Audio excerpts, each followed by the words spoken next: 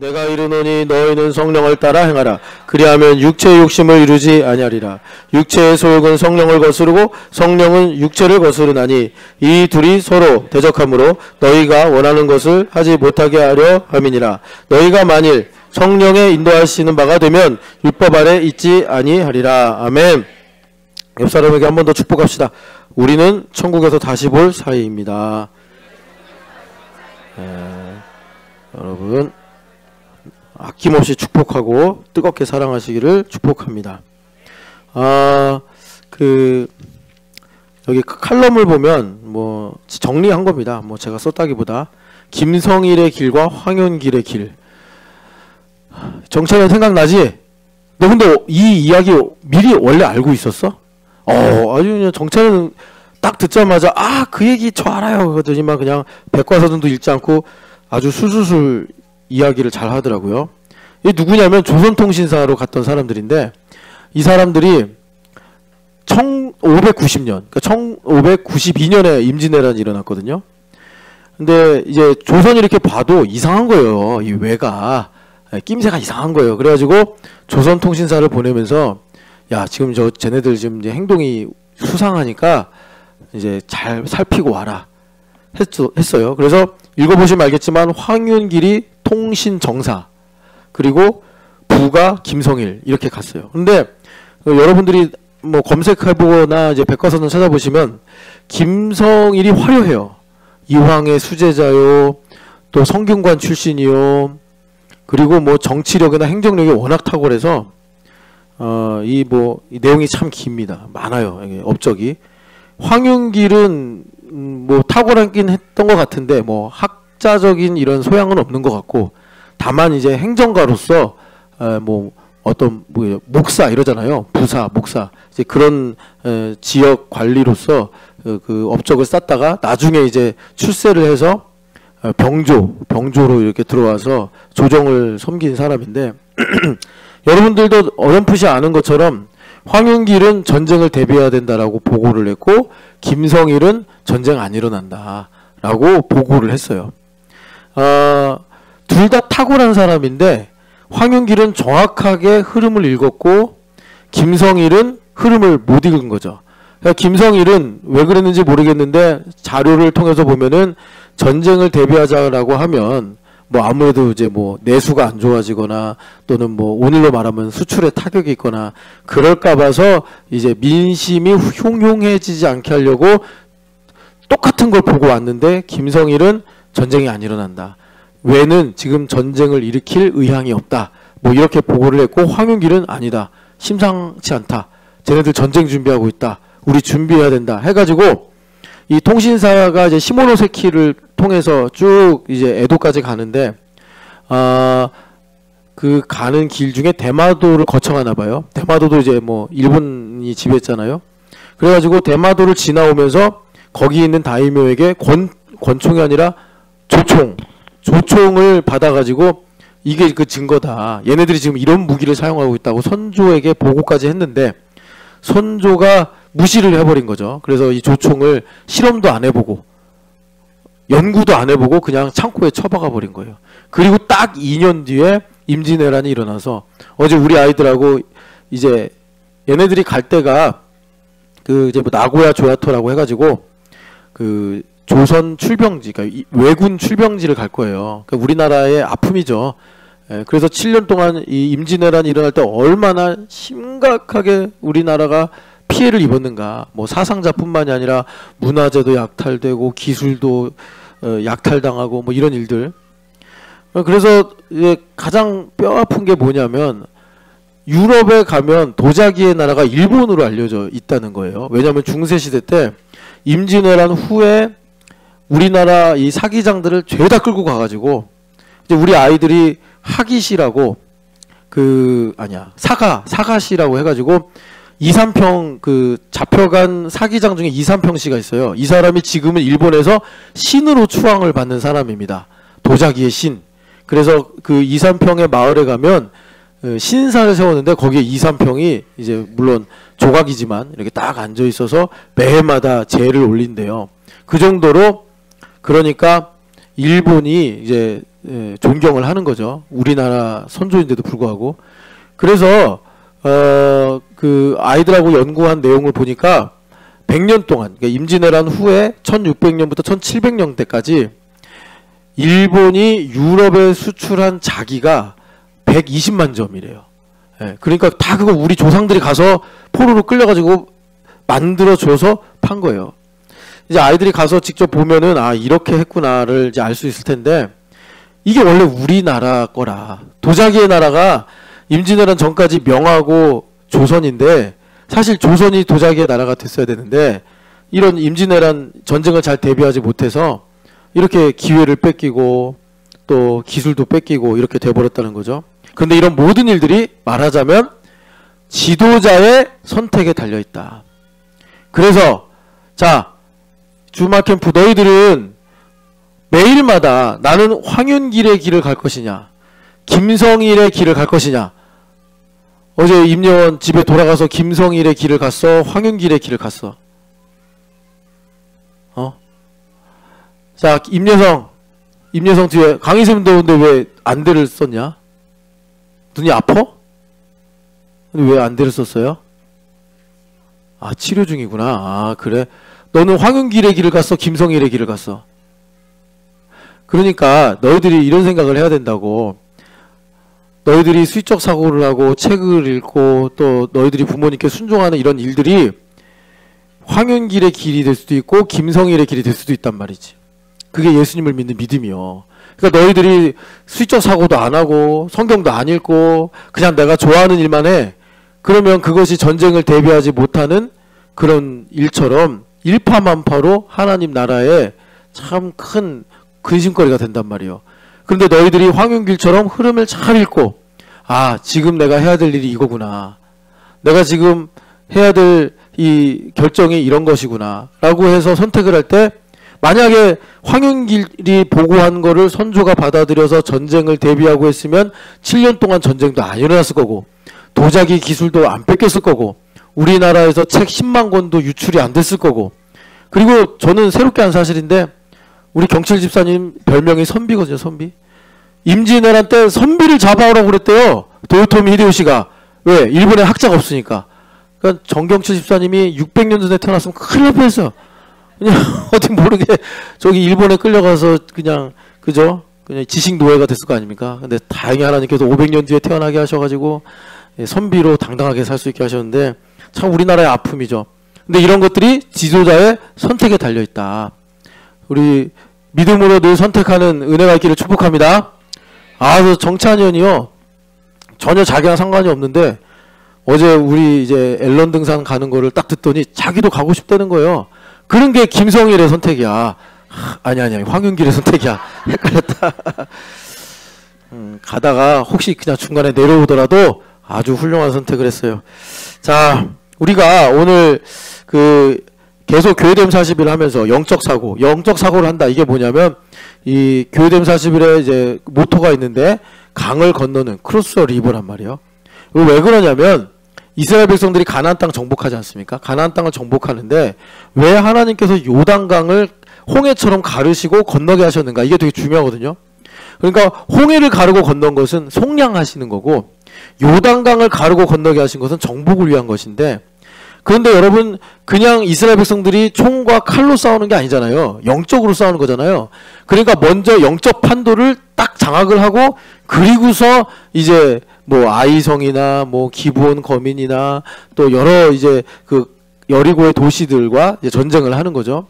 그러니까 우리 인생에도 마찬가지라는 겁니다. 나의 인생에서 하나님께서 이 영적인 판도를 결정짓는 강을 건너는 것이 먼저 필요하다, 이거예요. 영을 따라 생각하는 것입니다. 그러니까 왜 하나님께서 강을 건너는 일로 그런 걸 가르쳐 주셨냐면, 여러분들도 이제 팔레스틴 지도를 보시면 알겠지만 거기에 강이 딱 하나밖에 없어요. 그러니까 갈릴리 호수에서 쭉 내려오는 요단강. 지금은 갈릴리 쪽에다가 댐을 만들어 가지고 여러분들이 찾아가 보시면 이게 뭐야, 이거를 가르고 건넜다는 게 뭐가 기적이야 이러겠지만, 옛날에는 우기 건기가 이렇게 구별될 때 이 우기가 되면은 한강만큼, 한강이 되게 큰 강이잖아요. 1km가 넘는 이런 폭을 갖고 있던 그러니까 요단강이에요. 그러니까 하나님께서 우기 때 요단강을 딱 가르시고 이스라엘 백성들을 건너게 하셨는데, 이 요단강이 그 당시 그러니까 팔레스틴 거민들의 생각, 가나안 땅 거민들의 생각은 뭐냐면 바알과 아세라의 축복인 거예요. 나일강처럼. 그래가지고 이들이 자기들이 섬기는 우상들 많잖아요. 다신교 신앙 갖고 있으니까. 그런데 하나님께서 그 강물을 마르게 하시고 이스라엘 백성들을 건너게 하시니, 야, 우리들의 신들은 이제 다 끝났다. 우리들의 신들이 여호와에게 진 거구나. 이제 이렇게 그들이 그래서 간담이 녹았다. 이렇게 여호수아서에서 말씀하는 겁니다. 여러분, 그렇게 강을 건너서 여러분들의 인생에 하나님께서 주신 복과 은혜를 강탈해가는 원수마귀의 모든 이 진들이 소멸되는 은혜가 있기를 축복합니다. 그래서 강을 건너가야 되는데, 이 강을 건너가는 일을 위해서 먼저는 다시 한번 우리 욥기를 생각해 보자고요. 하나님께서 욥기라는 말씀을 통해서 우리에게 복음을 주시는데, 그 복음은 뭐냐? 우리가 성령 충만해야 된다는 겁니다. 성령 충만. 그러니까 욥이 죄가 없었잖아요. 죄가 없었는데 그게 우리랑 똑같은 건 뭐냐면, 우리도 예수님의 피로 죄가 없단 말이에요. 욥은 율법적 경향으로 죄가 없는 거예요. 그러니까 의지가 엄청 강한 거죠. 의지가 엄청 강하고 뭐라 그럴까, 그래서 마음도 깨끗하고 틀림이 없는 그런 사람인 거예요. 머리털 하나도 떨어지지 않는 그런 깔끔한 사람, 욥 같은 사람이에요. 그런데 문제는 뭐였냐면, 죄를 안 지은 게 문제가 아니라 자기 힘으로 그걸 했다는 게 문제라는 것입니다. 여러분들 이거 우리 시대에 잘 분별해야 됩니다. 그러니까 무슨 말이냐면, 여러분 내가 잘했느냐 못했냐보다, 이제 잘했느냐 못했냐는 걸로 얘기하는 사람은 육에 속한 사람이고, 영에 속한 사람은 먼저는 내 힘으로 하느냐 하나님의 은혜로 하느냐를 가름하는 거예요. 그래서 여러분, 이게 좀 이해가 안 되시는 분들이 계실지 모르겠는데, 틀렸는데도 은혜가 되는 경우가 있어요. 왜 그러냐면 하나님의 은혜 없이는 살 수 없습니다. 이렇게 가면 틀렸는데 은혜가 되는 거예요. 그리고 이것 때문에 바울 사도가 그렇다고 우리가 일부러 죄를 지을 수 있느냐, 그럴 수는 없다, 이렇게 얘기하시는 거예요. 그러니까 우리에게 근본 문제는 뭐냐면, 하나님의 은혜로 하느냐 내 힘으로 하느냐. 그런데 우리가 이렇게 밥을 먹어요. 밥을 먹는 거 똑같잖아요. 하나님의 은혜로 먹나 내 힘으로 먹나 똑같이 밥을 먹는 거잖아요. 그러면 어떻게 아느냐, 내 힘으로 밥을 먹어요. 그러면 이 사소한 일로도 엔트로피가 쌓여서 어떤 결과가 나오냐면, 이제 민감한 가까운 사람들 사이에 나오는 거예요. 내가 일상을 내 힘으로 살아요. 그럼 반드시 가까운 사람의 허물을 보면 판단합니다. 너 틀렸어. 그러면 하나님 뭐라고 하시는 거죠? 예수님은 그러니까 눈에 티를 보지 말고 네 눈에 들보를 봐라. 이 들보를 보는 게 뭐냐면, 내가 틀렸느냐 맞았느냐의 차원보다 더 깊이 내려가서, 그러니까 내 힘으로 사느냐 하나님의 은혜로 사느냐, 이 문제를 하나님께서 점검하게 하시는 거예요. 그러니까 여러분들이 오늘도 뭐 가까이 있는 사람, 가족이라든지 동료라든지, 그 사람의 허물 때문에 내가 지금 스트레스를 받고 있거나, 아니면 실제 입으로 너 틀렸어 라고 말을 하고 있어요. 그러면 이 문제를 해결하려면 먼저 하나님 앞에 가서 내 힘으로 사는 문제를 회개하고 해결하고 와야지 그 눈에 있는 티끌도 우리가 고쳐줄 수 있다, 이렇게 주님 말씀하시는 것입니다. 그래서 이 욥은 자기 힘으로 살아서 이 엄청난 이제 문제를, 그러니까 어려움을 겪은 거예요. 우리도 마찬가지입니다. 그럼 우리는 어떻게 의로워지는 거죠? 예수님을 믿는 믿음으로 의로워지는 거예요. 그런데 여러분 하나 알아야 되는 것이, 예수님을 믿는 믿음으로 우리가 거룩해지는 거죠. 어린 양의 보혈을 뿌려주셔서, 그러니까 레위기 17장 11절, 피는 죄를 속하는 능력이 있다, 이렇게 말씀하셨어요. 그래서 예수님의 피로, 영원하신 피니까 우리의 죄가 영원히 사라진 거예요. 거룩하게 된 거예요. 그런데 내가 거룩하다라는 믿음이 두 가지가 있어요. 하나는 뭐냐면, 오늘 그래서 우리 아이들에게 성찬식 얘기를 한 건데, 교회를 오래 다녀가지고 일종의 긴 시간 동안 세뇌된 거예요. 나는 거룩하다, 이렇게. 내가 예배하고 내가 성찬식하고 내가 교회에서 봉사하니까 거룩하다. 이거는요, 여러분들이 의식을 가지지 않아도 우리가 일반적으로 다 그렇게 생각해요. 이게 우리가 생각하는 패턴이라는 거죠. 그래서 증거를 보고, 그러니까 귀납적 사고다 이러지 않습니까? 귀납적으로 생각하는 것이 우리에게 매우 익숙하기 때문에, 내가 교회를 오고 예물을 드리고 봉사를 하고 교회에서 사람들 만나면, 아, 나는 거룩하구나. 그런데 이제 교회에서 사람들과 만나다가 다툼이 생기고 예배 시간에 은혜를 받지 못하고 봉사하다 실족을 하면, 그럴 때 이제 정죄를 받아가지고 내가 거룩하다라는 믿음이 이제 흔들려 버리게 되는 거예요. 그런데 우리가 거룩하다라는 다른 믿음이 있는데 그게 원래 진정한 거룩하다라는 믿음인데 그게 뭐냐면 성령 하나님으로 충만하면 성령 하나님으로 충만하다. 이게 뭐냐면 성령 하나님께서 나의 생각과 마음을 다스리신다는 거예요.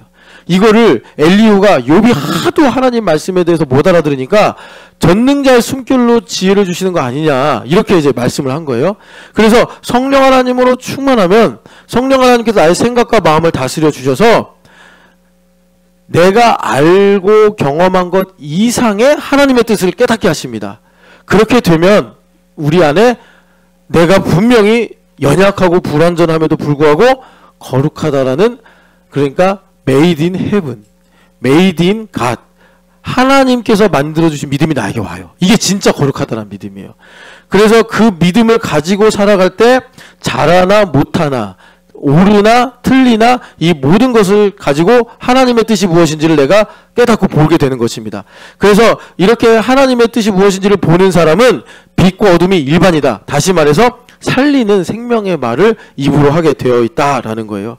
그래서 성령 충만하다라는 것은 뭐냐면, 그러니까 성령 하나님께서 나의 생각과 마음을 사로잡으셔서 내가 거룩하다라는 믿음을 갖고 살게 하시는 거예요. 내가 거룩하다라는 믿음을 갖고 살게 하시는 것이 성령 충만. 그 외에는 내가 거룩하다라는 믿음을 아무리 뭐 거룩에 관한 논문을 읽고 거룩에 관한 책을 읽고 거룩에 관한 설교를 많이 듣고 거룩에 대한 체험을 많이 해도 성령 하나님께서 나의 마음과 생각을 사로잡으셔서 나에게 성령 하나님의 지혜를 주시지 않으시면 우리가 거룩하다는 믿음을, 그러니까 귀납적으로 가질 수밖에 없어요. 귀납적으로 가지면 원수마귀한테 엄청 불리해요. 원수마귀도 영물이기 때문에 내 마음과 생각을 다 알아요. 그러니까 내가 이제 여기 와서 성찬식 했어요. 성찬식 하는데 원수마귀가 딱 보아하니 전에도 지금 캥기는 게 있단 말이에요. 그걸 딱 찔러가지고 너 거룩하지 않잖아. 그래버리면 금방 그 하나로, 마치 우리 아이들이 도미노 게임 같은 거 할 때 하나 블럭을 탁 건드려가지고 전체가 싹 뒤집어지는 것처럼 우리의 마음과 생각이 다 어지러워지는 거예요. 여러분, 성령 하나님 주시는 믿음을 가지시기를 축복합니다. 그래서 여러분, 우리 신촌여학교에 정말 중요한 신앙 고백인데, 고린도전서 12장의 말씀대로 우리는 교회됨으로 성령 세례를 믿고 교회됨으로 성령 충만하단 말이에요. 그러니까 저도 이 문제를 참 오랫동안 씨름했는데, 많은 분들이 성령 하나님에 관한 책을 써요. 그러면 금식 기도를 해야 되고 산 기도를 해야 되고 뭐 엄청난 경험을 해야 되고, 근데 저는 솔직히 말해서 하나님께서 어린 시절에 부모님을 통해서 그 믿음으로 병 고쳐주신 거 말고는 제 삶에 물론 이제 크고 작은 기적은 있죠. 그런데 정말 그분들이 정말 비포 애프터가 확 달라질 만큼, 뭐 거짓말쟁이가 거짓말 전혀 안 하는, 그렇게 그분들이 자신의 인생 이야기를 쓰니까 저는 그런 게 없는 거예요. 계속 거짓말하고 살고 계속 그냥 연약하고 계속 불완전한 거예요.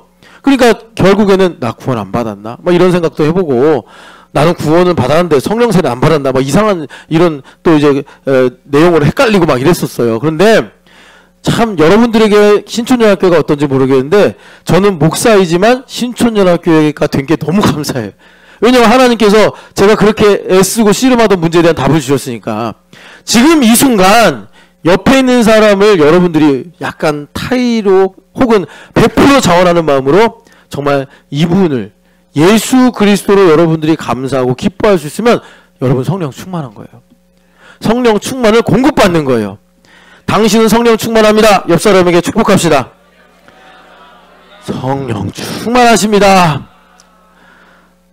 당신 안에 예수님 가득하십니다. 한 번 더 축복합시다. 그러니까 우리 교회가 교회됨 하는 거예요. 교회됨. 여러분들 다 인생 살면서 얼마나 많이 힘들어요. 남이 모르는 거, 남이 아는 거, 얼마나 고민도 많고 또 자는 것 같지 않은 그런 시간들이 있잖아요. 성령 충만해야 된다니까. 근데 어떻게 성령 충만해요? 여기가 포도줄기예요. 포도줄기. 우리 모이고 있는 이 예배가. 그러면 저기 보니까 안성순 어머니 옆에 신경섭 앉아있는데, 물론 모자지간이긴 하지만 지금은 교회와 교회로 만난 거란 말이에요. 예수님과 그 교회로 만난 거란 말이에요. 그러니까 우리 안성순 어머니가 줄기가 되기도 하고, 근데 그렇지. 그리고 또 우리 경섭이가 줄기가 되기도 하고 해서 붙어서 서로 진액을 공급받고 공급해줘서 성령 충만해진단 말이에요. 여러분, 그 은혜가 있기를 축복합니다. 우리 신집사님 옆에 홍성원 자매 앉아있는데 뭐 둘이 오래 알고 지낸 사이 말고는 아무런 관련이 없어요. 그런데 두 분이 이렇게 예배하면서 그러니까 서로 영적인 유무상통으로 공급받으면, 영적으로 유무상통하게 되면 성령 충만하게 되는 은혜를 베풀어 주시더라라는 것입니다. 그러니까 신집사님이 야, 성은 누님이 10년 동안 함께 예배해 주신 것이 너무나 감사하구나. 내가 누님한테 한번 거하게 밥을 한번 사야겠다. 그럼 성령 충만하게 되는 거예요. 아, 누나 언제 한번 밥 사주나? 아니 10년 동안 나한테 밥을 한번 안 샀네. 그러면 이제 이게 뭔가 막혀 있는 거예요. 그러면 회개하고 그 막힌 담을 허물고, 그다음에 두 분이 또 이렇게 서로 하나님 안에서 교제를 하면 성령 충만하게 되더라라는 거예요. 고린도전서 1장 30절 한번 읽어보겠습니다. 고린도전서 1장 30절 말씀 같이 읽겠습니다. 너희는 하나님으로부터 나서 그리스도 예수 안에 있고 예수는 하나님으로부터 나와서 우리에게 지혜와 의로움과 거룩함과 구원함이 되셨으니. 아멘. 내가 거룩하다라는 믿음은 내가 만들거나 내가 노력해서 얻을 수 있는 게 아니라 오직 여러분 예수님으로만 말미암습니다. 예수님으로만 말미암습니다. 그 예수님을 어디서 얻을 수 있습니까? 교회에서 얻게 되는 것입니다. 그런데 예수님을 우리가 얻을 수 있는 방법은 뭐예요? 이 30절 앞에 18절 십자가의 도로만 얻을 수 있다는 거예요. 십자가의 도. 십자가의 도가 뭐라고요? 여러분 자세하게 설명할 시간이 없으니까 그냥 간단하게 말하면 역설이라면 역설. 내가 가난한데 구하게 되고, 내가 약한데 강하게 되고, 내가 추한데 정하게 되고. 그러니까 내가 겸손해지면, 그러니까는 세례 요한의 말씀대로 나는 쇠하고 그는 흥하여진다 이거예요. 그러니까 지금 여기 누구냐 박수영 자매랑 우리 박형석 자 앉아 있잖아요. 그러니까 내가 쇠하고 예수님 흥하는 건 뭐냐면 박형석이 이렇게 예배했는데 그냥 소영 자매랑 사는 시간이 너무나 감사한 거예요. 그러면서 심지어 이런 못난 남자에게 시집온 이 존귀한 박소영, 이런 생각이 들면 나는 쇠하고 예수님 흥하셔서 예수님으로 말미암아 박형석 형제가 지혜와 의로움과 거룩함과 구원함이 충만하게 된다는 것입니다. 자존감이 낮거나 실제로 박형석 형제가 잘 못해서가 아니라 내 안에 계신 예수님으로 말미암아 십자가의 도가 역사하니, 방금 아침 전까지는 막 싸우고 왔을지 모르겠어요. 뭐 너 때문에 늦었느니 뭐 마음에 안 드느니 막 그랬다가 여기 와서 예수 그리스도의 보혈이 나에게 뿌려지고 발라지니까 형석 형제가 나 같은 남자를 견뎌주는 박소영 너무나 감사하다. 내가 정신이 나갔지. 어젯밤에 왜 박소영을 그렇게 구박을 했지? 이런 일은 없었는데 제가 예를 드는 것입니다. 그렇게 될 때 예수님으로 말미암아 박형석 형제 안에 거룩함이 충만하게 돼서 시험 공부도 잘하고, 그리고 학교 가서도 좋은 선생님으로 존경받고, 그리고 태훈이 아빠 좋은 아빠 되고 좋은 사위 좋은 남편 되는 것입니다. 여러분, 이렇게 복음의 역설적인 진리가 여러분들의 인생에 예수 그리스도로 분명히 나타나시기를 축복합니다. 그래서 다시 한번 말씀드리는데, 자, 시간이 많이 나가서 히브리서 10장 10절 말씀 읽어보겠습니다. 히브리서 10장 10절 말씀 같이 읽어보겠습니다. 이 뜻을 따라 예수 그리스도의 몸을 단번에 들이심으로 말미암아 우리가 거룩함을 얻었노라. 아멘. 그러니까 우리가 거룩해지는 것은 2000년 전에 이미 끝난 일이에요. 그러니까 여러분, 제발 제가 말씀을 드리는데 좀 인생이 내가 귀납적으로 볼 때, 뭐 내가 가지고 있는 재산, 내가 가지고 있는 뭐 어떤 상태, 상황 볼 때 힘들어. 그렇다고 여러분들이 하나님께 하나님 내 인생이 왜 이럽니까? 이런 입장을 가지면 하나님 아무 일도 못해. 그것이 하나님을 꽁꽁 묶어가지고 그러니까 고립되는 거예요. 내가. 여러분들이 귀납적으로 보면 안 되고, 지금 이 10장 10절은 그러니까 매우 높은 성경의 지혜 중에 하이엔드예요. 고도의 지혜인데, 그러니까 내가 거룩하다라는 믿음, 이거는 내가 뭐 돈이 많이 벌리고 내가 인생이 잘 풀리고 걱정 근심이 없어서 내가 거룩하게 된 것이 아니라, 예수님께서 2000년 전에 십자가에 달려 죽으시고 자기 몸을 들이심으로 말미암아 내가 거룩해졌구나, 내 인생 형통하구나, 내 인생 복받았구나, 내 인생 예수 그리스도로 말미암아 살아났구나 해야지 주님께서 내 안에서 일을 하셔서 여러분들이 걱정하고 고민하고 스트레스 받는 그 문제를 해결해 주신다라는 것입니다. 해결해 주시는 거예요. 근데 여기서 중요한 건 뭐냐면, 자, 베드로 전서를 한번 보세요. 되게 중요한 말씀인데, 베드로 전서 1장 18절 말씀 같이 읽어보겠습니다. 너희가 알거니와 너희 조상이 물려준 헛된 행실에서 대속함을 받은 것은 은이나 금같이 없어질 것으로 된 것이 아니요 오직 흠없고 점없는 어린 양 같은 그리스도의 보배로운 피로 된 것이니라. 아멘. 이 18절 19절 말씀은 15, 16절 말씀에 대한 풀이인데, 그럼 15, 16절 말씀 뭐냐면 레위기 11장 45절 말씀 그대로 인용한 거예요. 그래서 내가 거룩하니 너희도 거룩하라. 이 말씀을 주님께서 어떻게 이루셨냐? 19절에 보니까 흠없고 점없는 어린 양 예수 그리스도의 보배로운 피로 주님께서 이루셨다라는 것입니다. 자, 그러니까 예수님의 피로 우리가 단번에 거룩함을 얻은 거예요.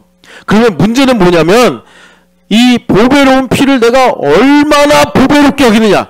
지금 여기 금이나 은이랑 비교할 수 없는 보혈로 나를 거룩하게 하셨다라고 하는데, 내가 이 보혈을 금이나 은보다 값없게 여기면 거룩함의 능력이 안 나타나는 거예요. 그러면 어떻게 되느냐? 세상의 근심과 걱정이 나를 막 찌르는 거예요. 내 눈에 보이는 이런 문제들이 나를 혼란스럽게 하고 나를 정죄하고 이런 일들이 생기는 거예요. 그런데 내가 예수님을 믿고 예수님을 사랑해서 날마다 예수님의 피가 점점 더 존귀해져가. 날마다 예수님의 피가 나에게 더 값져져요. 이 값져진다는 게 뭐냐면 쉽게 말하면 교회 오고 싶다 뭐 이런 생각도 들 수 있겠지만 좀 더 본질적으로 말하면 예수님을 위해 살고 싶다 이거예요. 예수님을 위해 살고 싶다. 예수님을 위해 살고 싶다. 뭐 다른 말로 내 인생 예수님 것이구나. 내가 이것을 내 몸에서 일부로만 알다가 다음 날은 좀 더 이 아는 범위가 넓어지고 그 다음 날은 아는 범위가 좀 더 깊어지고 이런 일들이 생기는 거예요. 그렇게 되면 마치 그 1차 방정식 그래프처럼 예수님의 보혈을 아는 만큼 똑같이 나를 거룩하게 하신 하나님의 능력이 올라가는 이런 이제 이 현상이 나오게 된다는 것입니다. 그러니까 이것이 하나님의 섭리예요. 내가 예수님을 얼마나 존귀하게 믿느냐, 내가 정말 예수님을 얼마나 가까이 하기를 원하냐, 그거에 비례해서 내가 얼마나 거룩하냐라는 이 캐파가 결정돼서 하나님께서 우리에게 말하자면 성령 충만으로 거룩하라는 믿음을 풍성하게 하실 수 있다라는 거예요. 그래서 여러분 이제 시간이 없어서 여기서 이제 결론을 내리자면, 자, 그래서 베드로전서 1장 2절 보세요. 베드로전서 1장 2절 같이 읽어보겠습니다. 곧 하나님 아버지의 미리 하심을 따라 성령이 거룩하게 하심으로 순종함과 예수 그리스도의 피 뿌림을 얻기 위하여 택하심을 받은 자들에게 편지하노니 은혜와 평강이 너희에게 더욱 많을지어다. 아멘. 성경에 보면은 구약성경에 피를 뿌리는 여러 장면이 있는데 그 중에 대표적인 게 지성소입니다. 지성소에 가서 동쪽에 7번, 속죄소에 1번 이렇게 뿌리거든요. 그러니까 여기서 피 뿌림을 얻는다는 건 뭐냐면 내가 지성소로 가서 주님을 배우는 거예요. 그러니까 여러분들이 지금 교회됨 사실을 하면서 TS끼리 말씀을 선포하지 않았습니까? 그 여러분들이 선포하고 기도하는 그런 모든 시간과 공간이 사실은 지성소로 들어가는 거예요. 자, 지성소 여러분 한번 상상해 보세요. 그러니까 성소가 이제 성막이 있고 성막의 뜰을 지나면 성소로 들어갑니다. 그 성소는요, 이제 지성소를 포함한 성소는 해달 가죽으로 덮어버렸어요. 완전히 덮어버려서 빛 한 줄기도 들어올 수 없어요. 창문이 없어요. 성전의 특징은 창문이 없어. 그냥 문만 있고 휘장이 있고 덮어버렸어요. 예. 그래서 캄캄해요. 그런데 하나님께서 이 성소를 지성소와 성소로 나누셨단 말이에요. 그래서 성소는 메노라라는 금으로 만든 등잔대가 있어요. 그래서 그 등잔대에다 불을 켜면 환해서 그 하나님께서 이 성소 안에 그런 이제 여러 가지 뭐라 그럴까 양식을 이게 수놓게 하셨거든요. 그래서 아름답고 거기 금으로 만든 떡상, 금으로 만든 분향대, 금으로 만든 또 그 금 등잔, 메노라 이런 게 있어가지고 이제 금빛으로 찬란하면서 정교하게 술을 놓은 그런 일종의 예술품 같은 그런 양식들이 딱 있어서 성소에 들어가면 그렇게 아름다울 수가 없어요. 그런데 휘장을 통과해서 지성소로 들어가면 거기엔 빛이 없어요. 그럼 그 캄캄한 지성소에서, 이건 이제 성경에는 안 나오는 얘기인데 제가 상상을 해본 거예요. 대제사장 1년에 한 번 들어가는데 거기서 아무것도 안 보이는데, 물론 언약궤가 있고 그 언약궤 위에 속죄소를 만들어서 그룹이 날개를 마주하고 있지만 거기 불이 이렇게 스위치도 없고 무슨 횃불 들고 가면서 안 돼. 아무것도 들고 가면 안 돼. 하나님께서 허용한 것만 있어야 되기 때문에 대제사장이 들어가서 딱 하면 캄캄해요. 휘장이 두께가 제가 좀 정확하게 기억이 안 나는데 이걸 계속 이게 꼬고 만들어가지고 그러니까 휘장의 두께가 제가 정확하게 기억이 안 나네. 이게 상당한 무게거든요. 그래서 손으로 제사장 10명이 좌우에서 당겨도 찢어지지 않을 만큼 견고하게 그러니까 이렇게 매듭을 지어가지고 만든 게 휘장이에요. 그래서 하나님께서 예수님 돌아가실 때 위에서부터 아래로 휘장이 찢어지게 하셨다. 이렇게 말씀이 있지 않습니까? 그러니까 이 휘장이 두꺼운 커튼인데 암막 커튼인데 그냥 이게 한두 개로 겹쳐진 게 아니라 이게 두께가 제가 기억이 안 나는데 하여튼 답답하네. 그 휘장 두께가 있어요. 그래서 장정열이 좌우에서 당겨도 찢어지지가 않는 거예요 이게. 그러니 빛이 통과가 안 되죠. 견고하게 만들어서. 그러니까 그 지성소로 들어가면 캄캄한 거야. 캄캄해. 근데 하나님 거기서 만나서 너에게 말하리라 하셨잖아요. 그럼 뭐겠어요? 하나님은 사랑이시고 하나님 빛이시잖아요. 거기 하나님 임재하셔. 형상은 없지만 하나님 임재하시면 하나님의 영광이 거기를 빛으로 가득 채우게 된다. 저는 이런 상상을 하는 거예요. 그래서 여러분들이 지성소로 날마다 나아가야 핏부림을 얻는데 지성소로 나아가면 어떤 일이 있느냐? 지극한 어둠 속에서 빛을 발견하는 거예요. 그래서 거기서 하나님을 만나고 하나님께서 우리에게 말씀하시는 그 은혜로운 레마를 듣게 되는 것입니다. 그 현장이 TS 공동체요. TS 공동체에서 여러분들 교회됨 40일의 말씀을 선포하고 들으면서 핏부림을 얻은 거란 말이에요. 그래서 핏부림을 우리가 받을 때 어떻게 된다고요? 그 보혈의 능력으로, 그 보혈의 가치로, 그 보혈의 생명으로 우리가 거룩하게 되는 믿음을 가지게 된다. 주님 말씀하시는 것입니다. 그래서 말하자면 무슨 얘기냐? 옛날에 하나님께서 성막을 짓고 성전을 지어주셔서 이제 지성소에 대제사장 들어오게 하셨는데 이제는 예수님께서 그걸 다 개혁하셔서 나를 성전 삼으시고 내가 언약궤가 되기도 하고 그러니까 내 안에 언약궤가 있기도 하고 내 안에 지성소가 들어온 거 아닙니까? 내가 걸어가는 모든 걸음이 내가 살아가는 모든 시간이 여러분 믿으시기를 축복합니다. 지성소로 가는 거예요. 지성소로. 그래서 꼭 어느 구역 여러분 나중에 이제 팔레스틴에 가시면 알겠지만 예루살렘 성전에 가면 그 앞에 그 이슬람 무슬림들이 만든 모스크가 있어요. 거기는 그 이방인의 뜰 지역이에요. 이방인의 뜰. 그러니까 유대인들이 그 모스크 니들 만들래 만들어 해가지고 그냥 허용을 해버린 거고 솔로몬 성전이 있던 자리에는 아무것도 없어요. 아무것도 없고 널찍한 돌들이 쫙 깔려져 있는데 어느 지역에 어느 위치에 가면은 돌 색깔이 달라. 약간 누리끼리한 돌들이 약간 질서 있게 이렇게 배치돼 있어요. 그래서 제가 그때 같이 갔던 박사님한테 이게 왜 이러냐 그랬더니 여기가 지성소라는 거예요. 추정컨대 여기가 지성소다. 그래서 유대인들은 혹시 성지순례를 하다가 예루살렘 성전에 들어가면 여길 절대 안 밟는다는 거죠. 왜? 밟았다가 죽을 수도 있으니까. 옛날에 그랬잖아요. 지성소에 함부로 들어오지 말라고 하나님께서. 그래서 유대인들이 그걸 이제 죽는 것을 방지하려고 저는 이제 가봤죠. 근데 죽진 않더라고요. 그러니까 그게 무슨 말이냐?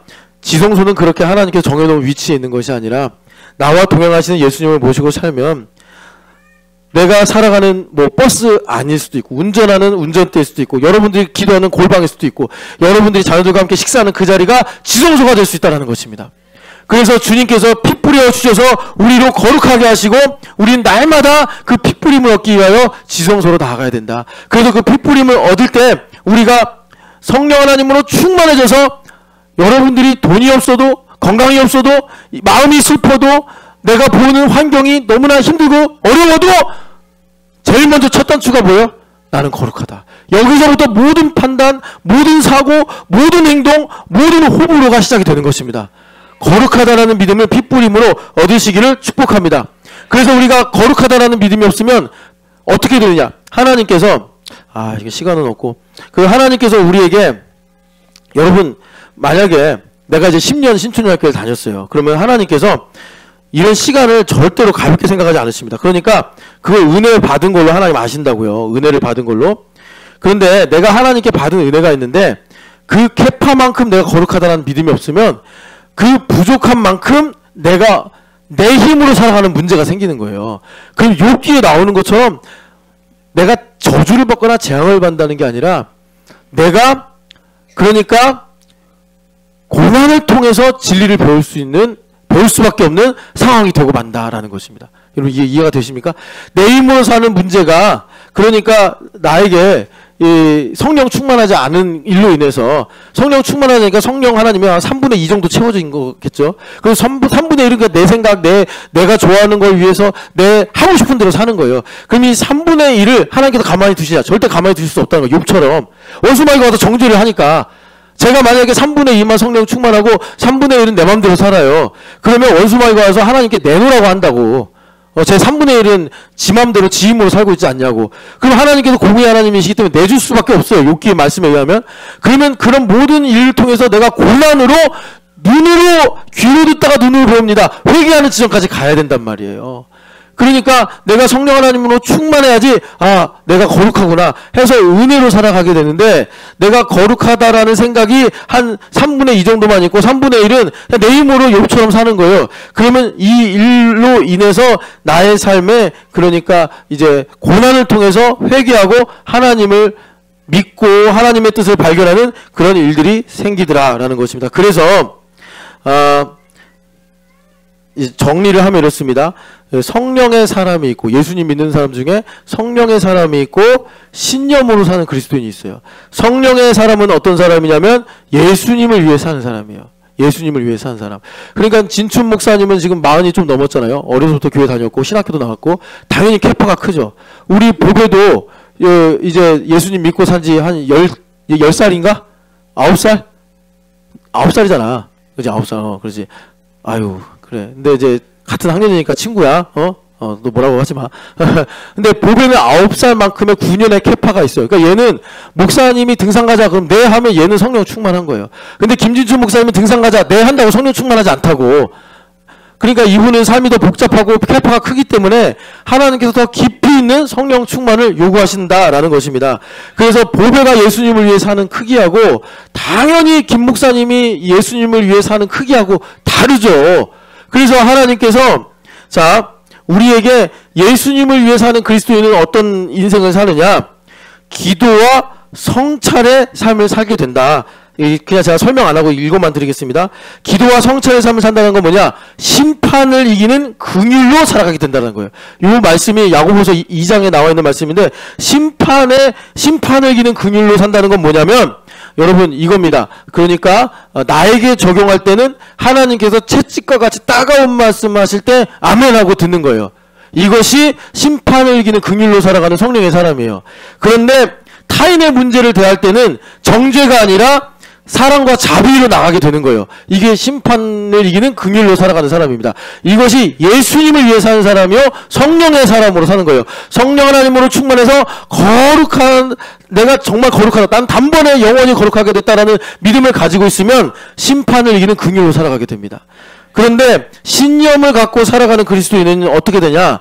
신념이라는 게 뭐 이런 겁니다. 자식을 잘 키우려고 하는 거, 내가 행복해지려고 하는 거, 또 내가 고상하게 생각하는 이론들, 이런 것들을 매우 생명과 같이 여기는 거예요. 그런 사람들은 성경의 복음서에 나와 있는 것처럼 차선의 인치가 됐다가 차선의 인생이 뭐냐면 예수님을 위해 사는 건 너무나 레디컬하니까 내가 예수님을 위해 사는 것과 비슷한 모양인 뭐 착한 삶, 뭐 이타적인 삶, 뭐 희생적인 삶 이런 것들을 선택하는 거. 그러다가 최악으로 가버리는 거예요. 최악으로 가는 건 뭐예요? 예수님보다 내 신념을 더 믿고 예수님보다 나의 가치를 더 믿는, 그러니까 율법주의자가 되는 거죠. 여러분 성령 하나님으로 충만해서 날마다 내가 거룩하다라는 믿음을 가지기를 축복합니다. 내가 예수 그리스도의 피로 말미암아 거룩하다. 내가 내일도 거룩하다라는 믿음을 가지려면 오늘 예수님이 나에게 10,000 정도였다면 내일은 적어도 10,010은 돼야지 내가 예수님으로 말미암아 거룩하다라는 믿음을 가질 수가 있습니다. 여러분 성령 하나님으로 충만한 교회됨 누리시기를 축복합니다. 우리 같이 기도하겠습니다. 하나님 교회됨으로 말미암아 날마다 성령 충만해서 내가 거룩하다로부터 모든 것이 시작되게 하여 주시옵소서.